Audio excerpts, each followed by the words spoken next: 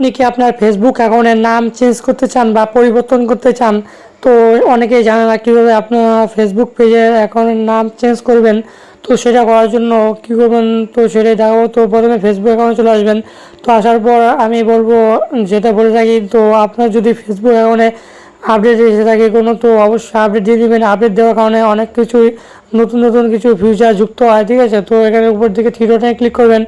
তো করার পর এখানে আপনি এখানে নিচের দিকে চলে আসবেন। আসার পর এখানে দেখতে পাবেন সেটিং অ্যান্ড প্রাইভেসি বলে একটা অপশান দেখতে পাবেন। জাস্ট এখানে একটা ক্লিক করবেন। তো করার পর এখানে উপর দিকে অল্প চলে আসবেন। তো আসার পর এখানে দেখতে পাবেন সেটিং বলে একটা অপশন।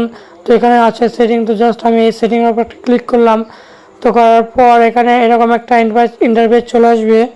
তো আসার পর আপনি এখানে কাজ করবেন মেটা আপ, তো অ্যাকাউন্ট সেন্টার। তো জাস্ট এখানে see more in account centre এখানে একটা ক্লিক করবেন। তো করার পর নতুন একটা ইন্টারফেস চলে আসবে। তো আসার পর এখানে প্রোফাইলস দেখতে পাবেন, এখানে একটা ক্লিক করবেন। তো করার পর এখানে ইনস্টাগ্রাম আইডি দেখাবে, আপনার প্রোফাইল দেখাবে। যেহেতু আমি ফেসবুক অ্যাকাউন্টের নাম চেঞ্জ করবো, তো জাস্ট ফেসবুকে একটা ক্লিক করলাম।